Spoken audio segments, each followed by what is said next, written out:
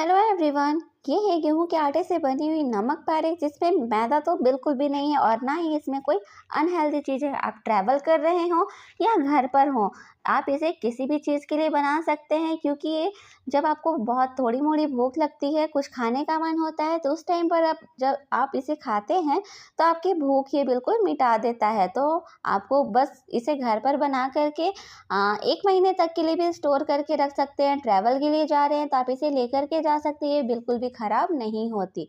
तो चलिए अब बनाते हैं इसे। तो मैंने यहाँ पर लिया है गेहूं का आटा। मैदा मैंने यहाँ पर मिक्स नहीं किया है, सिर्फ और सिर्फ गेहूं का आटा है।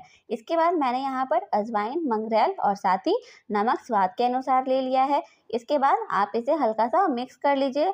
आप अगर आपको तीखा चाहिए तो आप इसमें चिली फ्लेक्स भी डाल सकते हैं या फिर ब्लैक पेपर भी डाल सकते हैं। बिल्कुल आपके टेस्ट के ऊपर है। आपको अगर चटपटा बनाना है तो आप इसमें हल्का सा चिली फ्लेक्स डाल दीजिए तो इसका टेस्ट और भी बढ़ जाता है।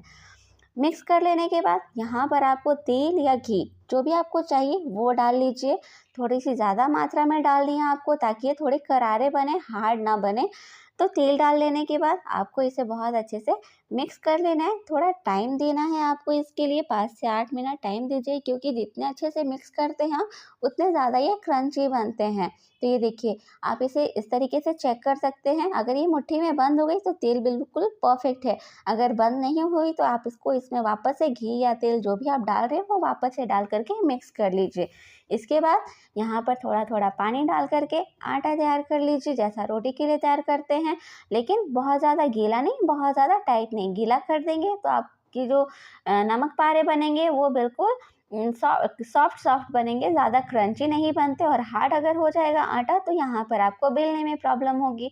तो ये मैंने बहुत अच्छे से आटा तैयार कर लिया। बहुत ज़्यादा सॉफ्ट भी नहीं है, बहुत ज़्यादा हार्ड भी नहीं है, बहुत आसानी से ये मैं इसे मिक्स कर पा रही हूँ। तो चलिए ये आटा तैयार हो जाने के बाद इसे आप ढक करके छोड़ दीजिए 15 मिनट या आधे घंटे के लिए, जैसा भी आपके पास टाइम है। तो आधे घंटे के बाद आपको आटा कुछ इस तरीके से मिलेगा। इसमें वाइट वाइट से थोड़े थोड़े दाने आपको दिखेंगे। तो आप इसे वापस से थोड़ा सा मिक्स कर लीजिए। इसके बाद आपको तैयार कर लेने यहाँ पर आटे के पेड़े। अगर आपको पतली पतली चाहिए तो आप यहाँ पर थोड़ा छोटा पेड़ा तैयार कर लीजिए। मोटी मोटी चाहिए, टाइम कम है आपके पास या फिर आप ट्रैवल कर रहे हैं तो स्पेस कम है आपके पास, तो इस तरीके से जैसे मैं बना रही हूँ आप बड़ी बड़ी यहाँ पर पेड़े तैयार करिए और हल्का सा मोटा इसका रोटी बेलिए। तो ये टाइम भी कम लेगी और ट्रैवल के लिए स्पेस भी कम लेगी। तो अभी सूखा आटा लगा करके आप इसका एक रोटी बेल लीजिए। बिल्कुल जैसा रोटी बनता है उसी तरीके से आपको यहाँ पर सारा काम कर लेना है। अब यहाँ से डिफरेंट हो जाएगा। तो यहाँ पर मैंने इसे डायमंड शेप दिया है तो उसके लिए आपको सबसे पहले बिल्कुल सीधी लाइन के हिसाब से कट कर लेना है। बहुत इजी सा प्रोसेस है ये और ये कट करने में बहुत ही ज़्यादा मज़ा आता है। तो सबसे पहले आपको इस तरीके से सीधी लाइन में कट कर लेनी है और इसके बाद जो दूसरी तरफ से लाइन कट करेंगे उसे हल्का सा टेढ़ा कर दीजिए। तो ये बहुत अच्छा सा डायमंड शेप आ जाता है। ये देखिए कितना प्यारा प्यारा सा डायमंड शेप आ गया। छोटा छोटा सा शेप आपके ऊपर है। आप यहाँ पर गोल, ट्रायंगल, रेक्टेंगल जो भी आपको चाहिए वो शेप आप यहाँ पर कट कर सकते हैं क्योंकि शेप का क्या है, टेस्ट तो सेम ही होना है ना। तो आप कोई सा भी शेप यहाँ पर कट कर लीजिए जो भी आपको ईजी लगता हो।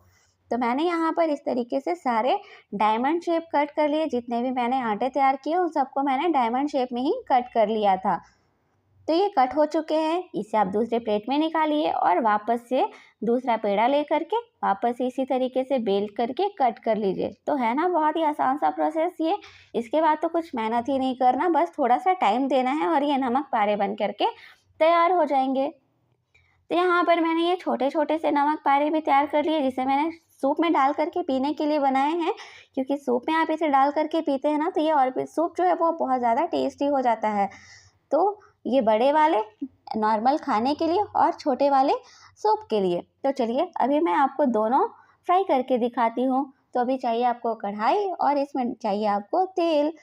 इसके बाद आप पहले एक डालकर चेक कर लीजिए तेल गरम हुआ है या नहीं। तो तेल गरम हो गई है। इसके बाद तेल के हिसाब से पूरे यहाँ पर नमक पारे डाल दीजिए। अभी आपको कुछ नहीं करना है, बस इसे पलट पलट करके पका लेना है। और हाँ, आपको छोड़ नहीं देना है, वरना एक तरफ से ज़्यादा पक जाएगी, दूसरी तरफ से कम पकेगी।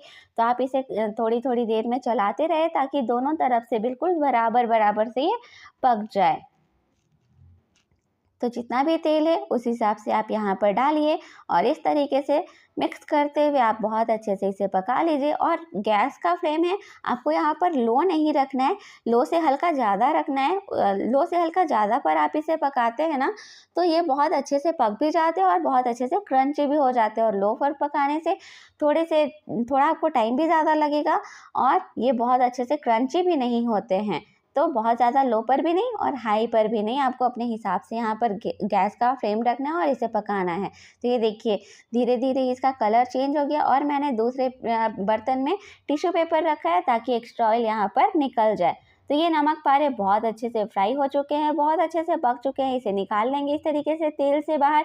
एक्स्ट्रा ऑयल आप निकाल दीजिए और इसे डाल दीजिए टिश्यू पेपर के अंदर। तो है ना बहुत ही आसान सा प्रोसेस ये, और ये आपकी भूख को बिल्कुल ख़त्म ही कर देता है। और मैदा और बिल्कुल अनहेल्दी चीज़ें तो इसमें कुछ है ही नहीं, तो ये आपके हेल्थ को भी इफ़ेक्ट नहीं करेगा। तो हो गए ये नमक पारे तैयार। चलिए अभी दूसरे वाले मैं आपको तैयार करके दिखा देती हूँ। तो ये बहुत थोड़े से मैंने बनाए थे, तो सारे के सारे मैंने यहाँ पर एक बार में ही डाल करके इसे फ्राई कर दिया है। तो जो रेडीमेड सूप आता है ना, आप उसे कहीं भी जा रहे हैं या घर पर भी ला करके बस पानी में बॉईल करना होता है और उसमें ये छोटे वाले नमक पारे डाल करके जब आप उसे खाएंगे तो आपका पेट भी बहुत अच्छे से भरता है और आपका टेस्ट जो है वो सूप का और भी ज़्यादा बढ़ जाता है। आप एक बार उस तरीके से ट्राई करके ज़रूर से देखिएगा, आपको बहुत ही ज़्यादा पसंद आएगा ये। तो ये छोटे वाले भी बहुत अच्छे से मैंने फ्राई कर लिए पलट-पलट करके। थोड़ी-थोड़ी देर पर आप इसे पलटते जाएँ तो दोनों तरफ से ये बहुत अच्छे से पक जाती है। तो लीजिए ये भी बहुत अच्छे से फ्राई हो चुके हैं, बहुत अच्छे से पक चुके हैं। फ्लेम यहाँ पर मैंने मीडियम ही रखा है। अभी इसे वापस से निकाल लेते हैं और इसे टिश्यू पेपर में डाल दीजिए ताकि एक्स्ट्रा ऑयल यहाँ पर निकल जाए। ये बहुत ही क्रंची और बहुत ही नरम बने थे। नरम और क्रंची दोनों हैं, खाने में बहुत ज़्यादा हार्ड भी नहीं है और खाने में ये क्रंची भी हैं। तो ये बहुत ही टेस्टी बने। तो आप इस तरीके से इसे घर पर ज़रूर बना कर के रखें। जब भी आपको भूख लगे तो आप इसे बस निकालें और खा लें। तो ये आपकी भूख को बहुत अच्छे से मिटा देती है। तो ये कुछ ठंडी होने के बाद आपको इस तरीके से मिलेगी। ये बहुत ही क्रंची इस तरीके से देखिए, बहुत आसानी से ये टूट जाते हैं, बहुत हार्ड नहीं है और क्रंची भी हैं। तो कैसी लगी आपको ये रेसिपी कमेंट में हमें बताना बिल्कुल भी ना भूलें। साथ ही वीडियो को लाइक करना ना भूलें। जो लोग नए हैं वो चैनल को सब्सक्राइब करना तो बिल्कुल भी ना भूलें। मिलते हैं नेक्स्ट वीडियो में। Thanks for watching.